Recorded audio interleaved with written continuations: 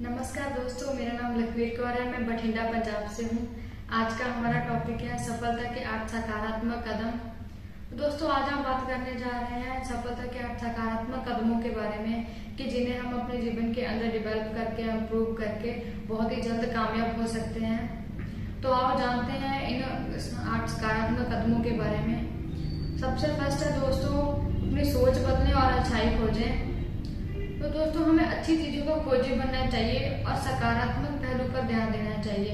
जिंदगी में कई तरह के हालात आते हैं, तो हमें सिर्फ और सिर्फ पॉजिटिव जो स्टेप है उन पर ध्यान देकर आगे चलना चाहिए। कई बार लोगों अपनी थिंकिंग को ऐसे डाल लेते हैं कि वो सिर्फ और सिर्फ नेगेटिव थिंग्स ही देखते हैं, ऐसे कमियां या अपनी गलतियां ही देखते रहते हैं, जिसकी वजह से तस्वीर का जो सकारात्मक पहलू होता है उसे वह नजरअंदाज करते हैं। कई लोगों को आदत होती है बत्ती बुझाकर देखने की कि अंधेरा कितना है। वो सहूलियत को छोड़कर सिर्फ और सिर्फ अपनी दिक्कतें ही गिनते रहते हैं, तो जिसकी वजह से वो सिर्फ नकारात्मक पहलू का ही शिकार हुए रहते हैं। तो दोस्तों, हमें पॉजिटिव थिंग्स पर ध्यान देकर आगे बढ़ना चाहिए। इसका मतलब ये नहीं है कि हम अपनी जिंदगी की जो कमियां हैं, गलतियां हैं, उन्हें नजरअंदाज करें। हमें अपने आप को ऐसा बनाना होगा कि हमारे मन की शांति को कोई भंग ना कर सके। तो जो भी हमसे मिलते हैं उसके साथ सेहत, समृद्धि और खुशी की बात करें और अच्छा से अच्छा सोचें और अच्छे से अच्छे नतीजों के लिए काम करें।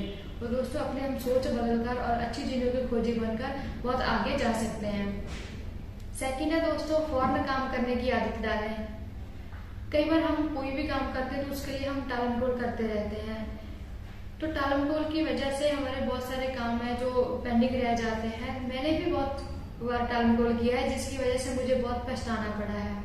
इसकी वजह से हम अब अपनी जिंदगी में नकारात्मक रहते हैं, क्योंकि हमें रिजल्ट नहीं आते हैं अच्छे काम ना करने की वजह से, जिसकी वजह से हमारी सोच भी वैसी ही बन जाती है।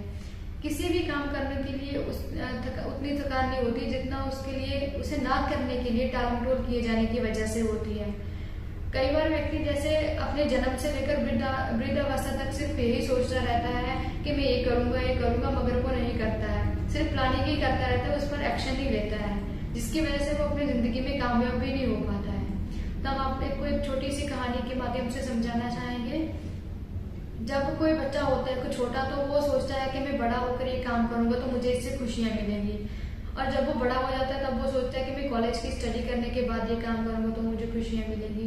इसके बाद वो स्टडी के बाद वो सोचता है कि मैं थोड़ा और कामयाब हो जाऊँ, इसके बाद मुझे खुशियां मिलेंगी। फिर वो शादी करने के बाद की सोचता है, तो इसके बाद वो बच्चों से उम्मीद लगाता है। इसके बाद वो बोलता है कि चलो मैं जॉब की रिटायरमेंट के बाद मुझे ये खुशियां मिलेंगी। तो देखते ही देखते उसी की आंखों के सामने उसका पूरा जीवन गुजर जाता है, मगर वो कुछ नहीं कर पाता है। जब तक उसे समझ आती है तब तक वो टाइम जा चुका होता है। तो वो पूरा टाइम प्लानिंग तो करता है, मगर उस पर एक्शन नहीं ले पाता है। जब हम उनसे पूछते हैं कि क्या कर रहे हो, तो वो बोलते हैं कि मैं बारीकी से सोच रहा हूँ। आफ्टर 6 मंथ उनसे फिर पूछो कि क्या कर रहे हो, तो भी वो बोलते हैं कि मैं बारीकी से सोच रहा हूँ। तो कहने का मतलब है कि उन्हें एक्चुअली में एक बीमारी हो चुकी होती है, बारीकी से सोचने का लकवा कहते हैं जिसे, पैरालाइसिस बाय एनालिसिस। तो वो सिर्फ सोचते ही रहते हैं, कुछ कर नहीं पाते हैं। एक और बहानेबाज लोग होते हैं कि उनसे पूछो अभी क्या कर रहे हो, तो बोलेंगे तैयारी कर रहा हूँ अभी मैं। फिर उनसे 3 या 6 मंथ के आफ्टर पूछो तो फिर वो बोलेंगे कि मैं अभी तैयारी ही कर रहा हूँ। तो ऐसे बहानेबाज लोग होते हैं जो अपनी जिंदगी में कभी कामयाब नहीं हो पाते हैं।